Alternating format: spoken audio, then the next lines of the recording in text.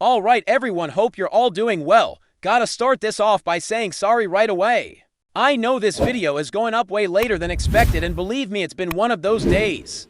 The entire thing was recorded earlier, everything seemed fine, and then boom, we ran into a series of annoying technical issues over here at Celtic HQ. The kind of stuff that just makes you want to scream into the void. So if I sound a bit off or you're sensing some frustration in my voice, yeah, you're probably right. Still feeling it a bit, to be honest, but hey, the good news is the video's live now. You're watching it, so let's just push through. Right, maybe take a breath, channel some positive vibes, and let the football talk do its magic. But unfortunately, we're starting today on a more somber note, with the Celtic family mourning yet another loss. Yesterday brought the sad news of the passing of John Fallon, a name that means a lot to those who know Celtic's history. Fallon was one of our legendary Lisbon Lions, even if his name doesn't always come up first when people list off that iconic squad.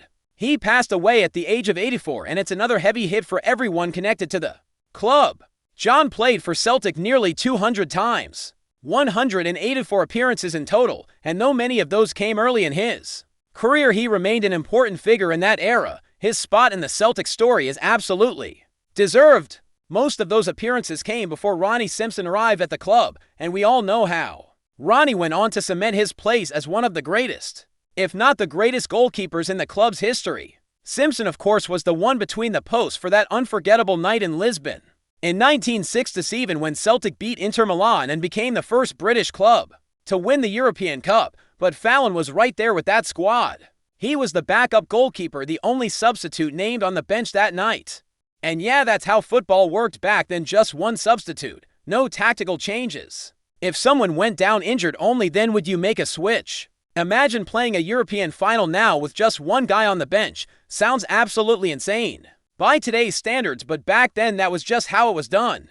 Fallon was ready to step in if needed. He didn't play that night, but he was a part of that moment, part of that squad. That made history, and he deserves to be remembered as such. It's always a strange one when we talk about the Lisbon Lions, because the core 11 gets most of the glory, and rightly so. They achieved something magnificent. But guys like Fallon, who trained with them, traveled with them, lived through that moment alongside them, they mattered too.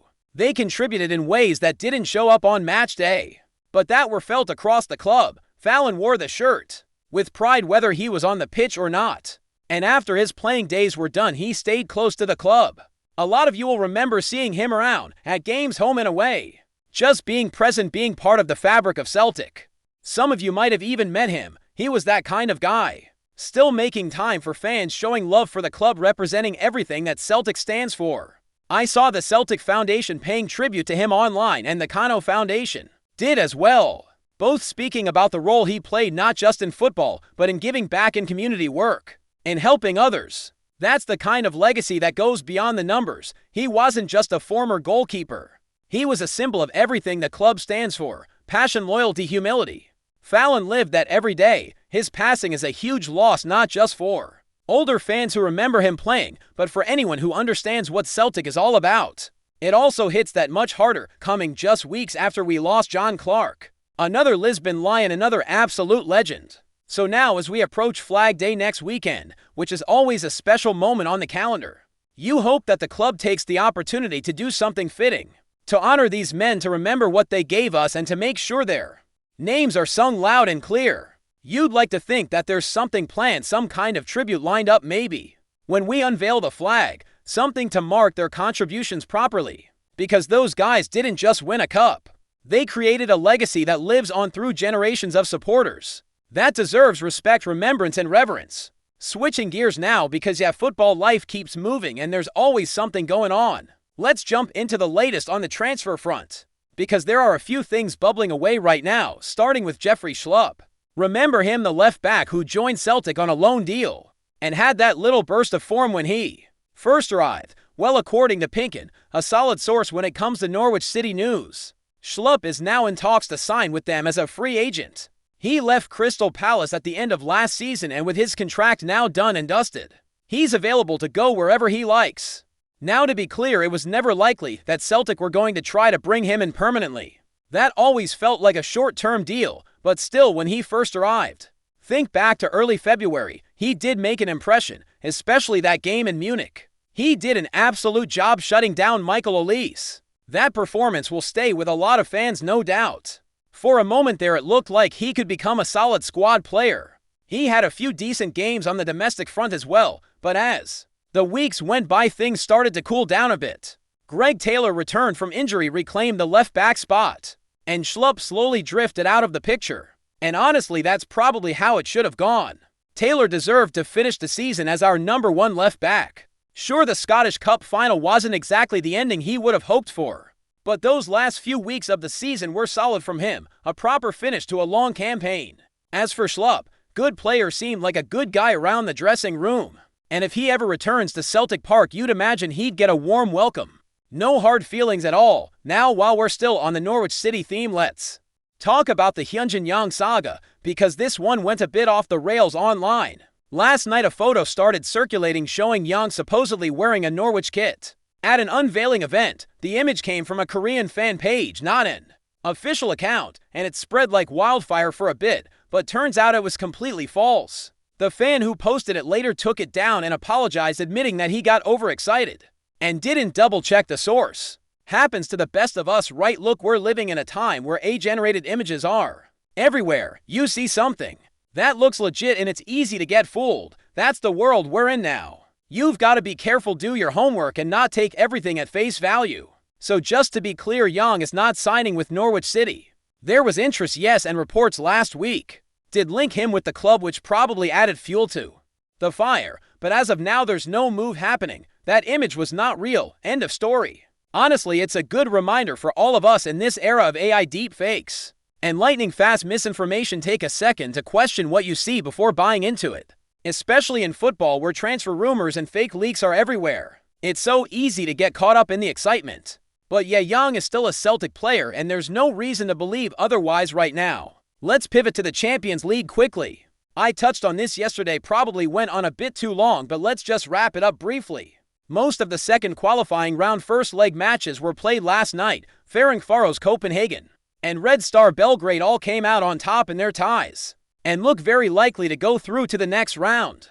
Now, what does that mean for us? Well, assuming those three progress, they'll all be seeded in the playoff round, and because of that, we can't face any of them or the teams they're going to face in the next round in our own playoff tie. It's a bit of a weird situation this year because the playoff draw actually takes place before the third qualifying round matches are even played. So everything is based on potential matchups. You're looking at teams who are seeded now and trying to figure out who Celtic's opponent could be, even though we don't technically know who's going to go through. It's all very hypothetical. But if you fast forward and make a few logical predictions, you can narrow it down. Right now the list of possible playoff opponents is down to 12 teams. That includes Maccabi Tel Aviv, Pafos, Dinamo Minsk, Slovan Bratislava, Kups, and Karat. Basel and Sturm Graz are also in the mix, and both of them are strong contenders. Neither would be seeded, which makes them real possibilities for Celtic. Then you've got Karabakh, Shelbrunch, Candesia, and FCSB, formerly known as Steaua Bucharest. And I just can't shake the feeling that we're going to end up drawing Basel. I don't know what it is. Just a gut instinct. Maybe it's because of Albion Ajeti's connection to them. Who knows? Anyway, that's where we stand with all of that. Still plenty to unfold, but we're getting a clearer picture of who might be standing between us and the Champions League group stage. Now, speaking of Europe and the wider picture, let's shift our focus to a name that's been floating around a fair bit over the last day or so. Jacob Briam, the young Danish midfielder currently playing for Go Ahead Eagles over in the Netherlands.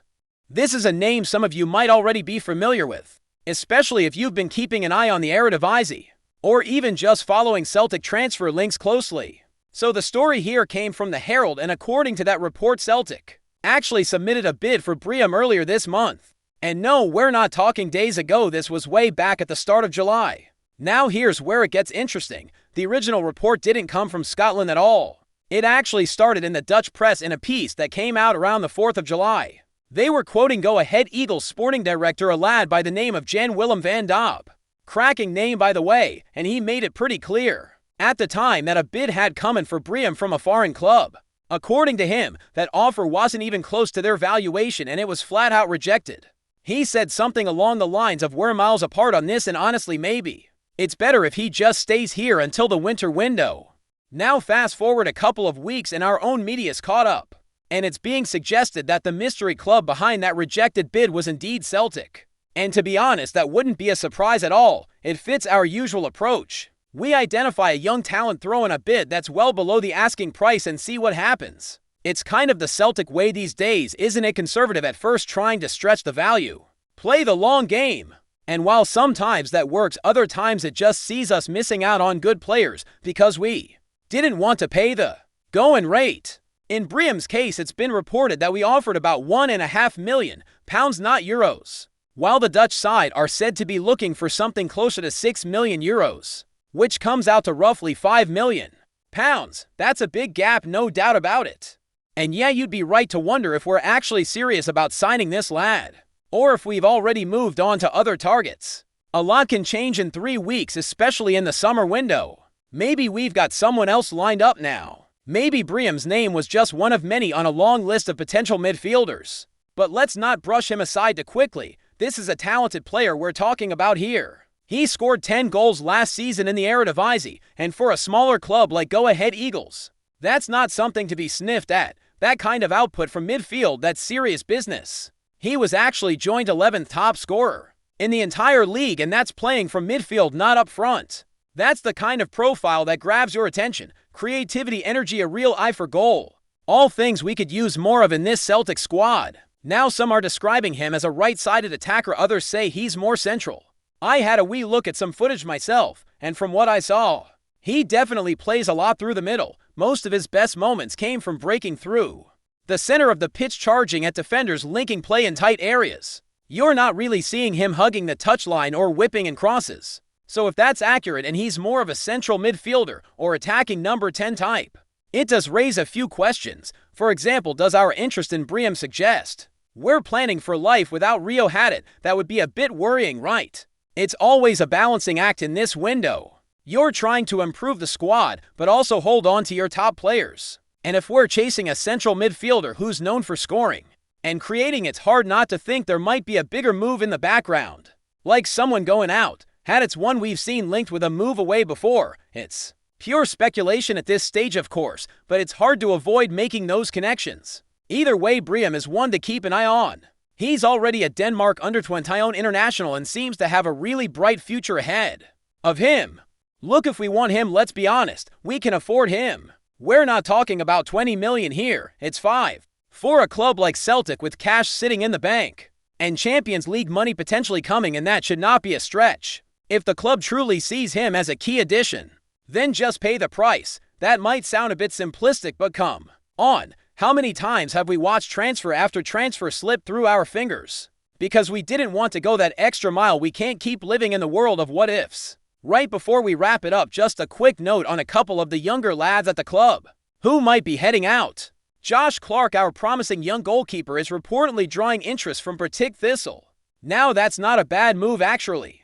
Decent level regular football, and it would be a great chance for him to develop. It's also been mentioned that Collier, another one of our academy players, might be heading in the same direction.